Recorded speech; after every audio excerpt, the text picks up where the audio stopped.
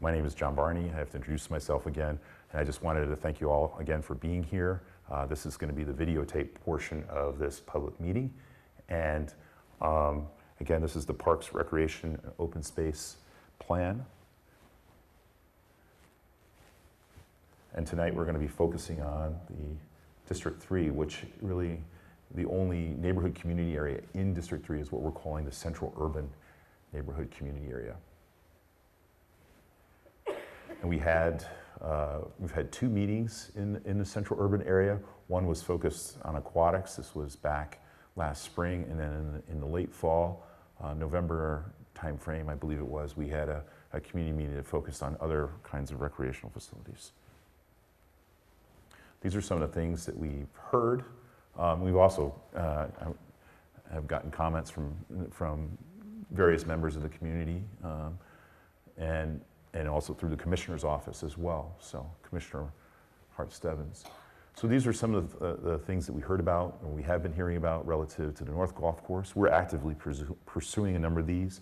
If anybody's interested, we do also have, I have a handout from this last year's capital outlay session, and we were informed we received $370,000, so, which is something, which will help us finish this piece and start, hopefully this piece here. That's what we're thinking.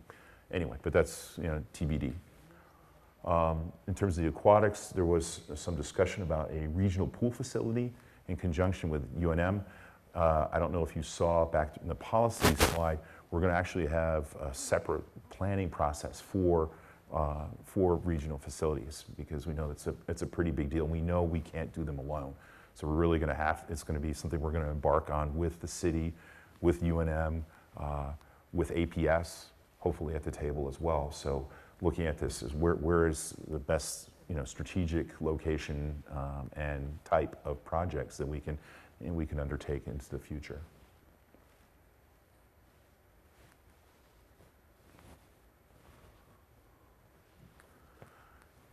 Now, this particular area, we don't really have any community centers. The city has a number of community centers, but there was interest expressed in a mobile community center, so that's in our capital project list.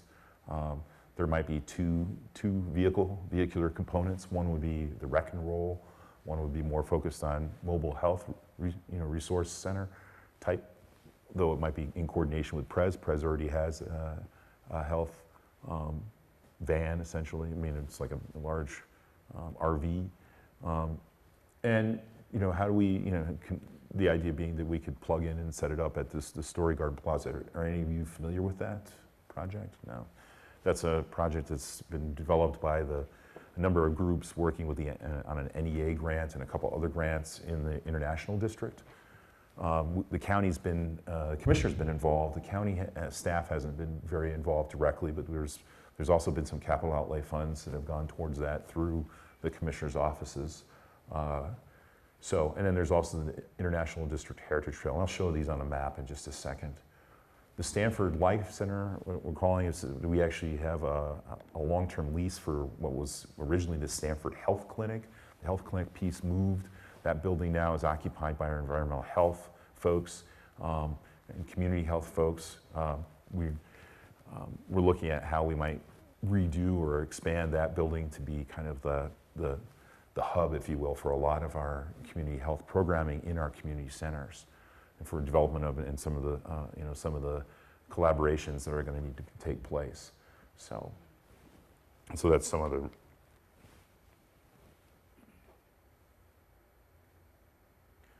In parks, some of the things we heard about were, again, this Story Garden Plaza. When is it going to happen? We heard about a number of possibilities for prescription trails, even in city facilities. So that might be another way that we could interface. The issue often is, if it's a city facility, it's not something we're going to maintain.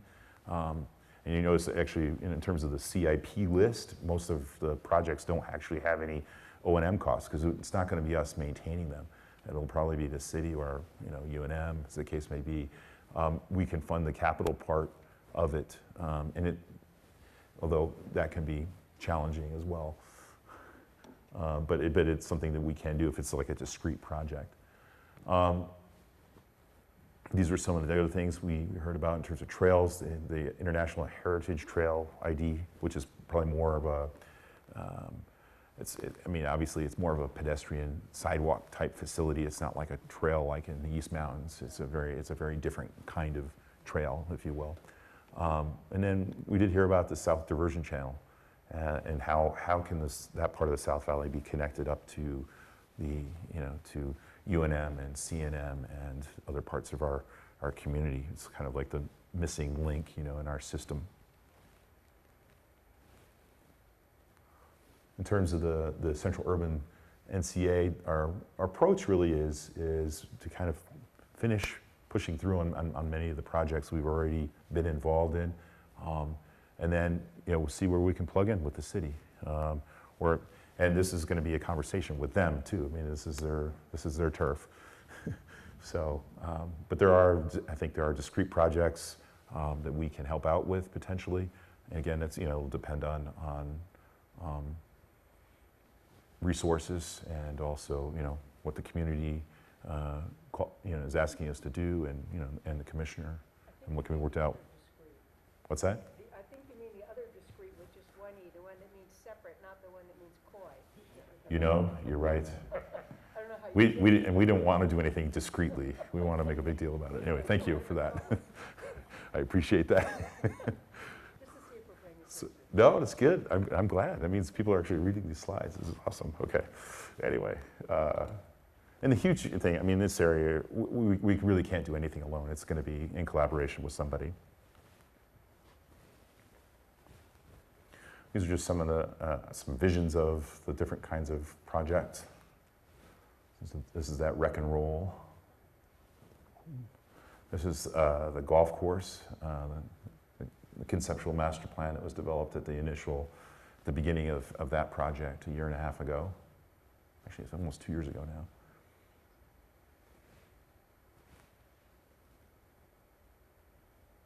And this is a conceptual rendering of the South Diversion Trail.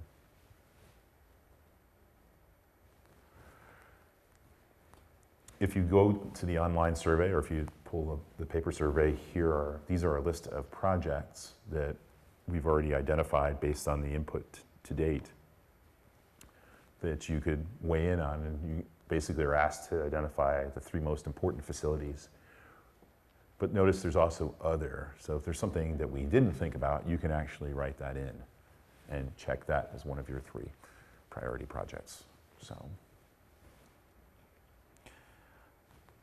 I expect all of you to fill out a survey after this. No, it's just funny. You've already decided what you're going to do, right? What's that? You've already decided what you're going to do, so filling out the survey, how useful is that? No, we haven't decided because we don't know, we can't do all the projects. So that's what the survey is really important for.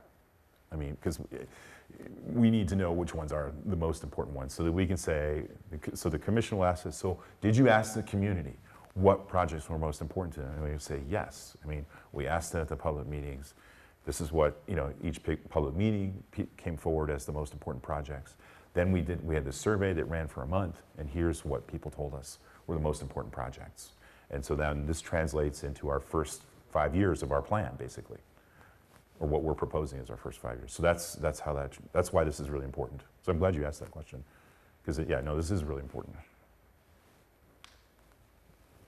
And this gets to the gentleman's question earlier. In terms of capital funds, we get about $6 million every 2 years from the general obligation bonds. We get roughly $2 million, could be close to $3 million per year in open space mill levy funds. Approximately $1 million per year in capital outlay. A little bit more this year, it looks like. And about $250,000 per year in impact fees. So total is that, 30 cents. So what we're hoping to get from this process is what we're going to look to fund first. So. We can't, right? So that's the segue into the participation part of this evening. Actually, before I do that, though, let me take any questions. And we can also do it at the very, very end, too, if you have other questions. Are there questions at this point? Yeah. Sure. The central core area where we are, Mm-hmm.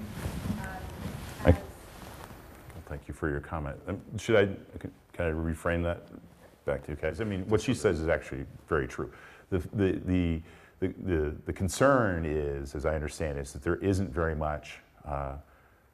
as much green space or park land per capita in this part of the county versus other parts of the county, right?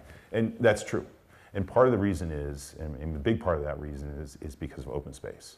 Open space tends to be out in our more rural areas. That's why those areas have much higher numbers.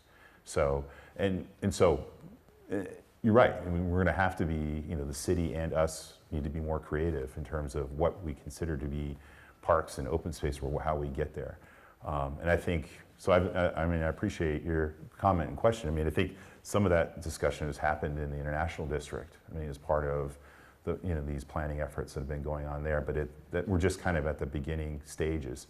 This is the first time the county has ever dealt with, from a planning standpoint, what's going on inside the city. But I think, as there's another process that's going on right now, which is the comp plan revision. So it's another place to bring this up. I think,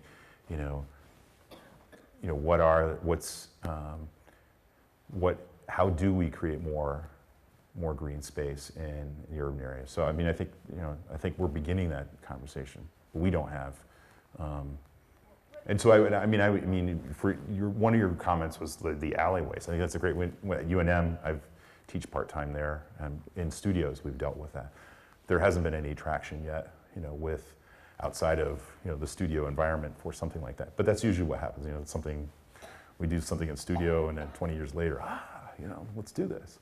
There's enough. And the question is why don't we use some of the drainage facilities? And we do. And there's actually a lot of drainage ponds that we have projects. Actually, the biggest project that I've worked on since I've been working in the county in the last 2 years is the North Valley Little League, and it's in a drainage pond. It's just been reconfigured to actually be a Little League facility. So, but it's interesting you said that. In the International District, AMAFCA is a huge partner, potential partner in making the Story Garden Plaza, which is going to be a drainage facility too, at least, and some of the other pieces, or that involved other vacant lots potentially, would be part of this system. It's going to be a drainage system, but it's also going to be, a green space system, or some version of it. So I mean, I think there's some of that thinking happening. It just hasn't quite, I mean, that's what the Story Garden Plaza is really looking at a large chunk of vacant land. One of the places really has basically a big parking lot right now. It's about 7 acres. Caravan East or whatever. I mean, it's one of the places. Anyway, so, but I think here's the slide that you're referring to, and what Susan was referring to is that in the central core area, it has the lowest number of to the acreage. 6. So that's why there's a red thing around it, because it's much lower than the desired goal, which is 10. So there's 6. Everybody else has more than 10 for total parks and open space, except for the central urban core area. Now, if you look at open space, it's really shrimpy. Developed parkland, it's kind of right where it needs to be, but all the parks are all neighborhood parks, pretty much. So does this include the city or not? Yes, this includes the city as well. So this is everybody's facilities in this area. So one of my other hats, I'm a GIS geek, so I do these maps and pull all this data in. So, but in terms of community centers, for example, and aquatics facilities, because it is fairly well served compared to some of the other areas, and that's just, and so, well, I think, and the commissioner has been mentioning this in some meetings that we've been involved with, relative to how do we create more open space in the urban area, in the urban core. So I mean, and how do we rethink open space in that way? So anyway, thank you both for your comments. I think that's great. So does community centers include senior It includes multi-gen centers, and it includes senior facilities that are not just a meal site. So, Like Highland. yes. So, in the big picture issue is really, if we don't do anything, here's what it looks like in 2030. All these red areas have less than, have not only less than 20% of what the goal standard is, but also have have gone down 20% since 2015. So. That might not be the best color to use. It could be if there's No, it's awful here today. You're right. I mean, I actually changed all the other slides. I took the red out. I can't do this because this is a JPEG. It's an image file. So anyway, yes, sir. So one of your guidelines was Yes. So the question is, let me make sure I get this right. It's just that, there does appear to be a need for, based on the numbers for aquatics facilities, but is there actually the demand right now for it? And what we basically, for indoor pools, there is not enough pool space for a lot of the teams to be used. Right now, West Mesa has had to add hours. It's a facility that has existed for a long time, but it's been renovated into a kind of a really big scale swimming pool. But they added hours on last year, and there's still, there's kids swimming teams that are having to swim in the middle of the night, basically. So there isn't, when our Rio Grande pool closed, which we just reopened, it created just a mess everywhere else in the community in terms of, where those kids were gonna swim, because there was no place for them to swim. So and in terms of the surveys, yeah, I mean, that's like the number one facility usually I hear about. The East Mountains, actually the North Valley on Monday night was, we want a swimming pool. So, I mean, closely followed by a trail, that goes down along the Alameda Drain. But I mean, still, I mean, that's, there is quite a demand for it. But most of our community centers, because the programming is very inexpensive, so a lot of people take advantage of it that wouldn't otherwise be able to do that anywhere else. So the centers, our after-school programs are and our summer programs are pretty heavily subscribed. I think, neighborhood parks during the day, you might not see very many people there, just because it's more of a thing in evening or a weekend thing.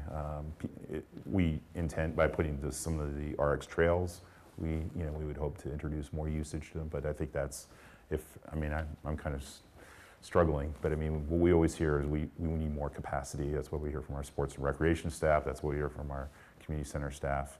So. Can you use the schools do you used to use them for volleyball and basketball and stuff for grown-ups teams? Our youth league uses, we have, I believe, 11 sites that we use, school sites. And then we use our own 4 gymnasiums that we have for like youth league.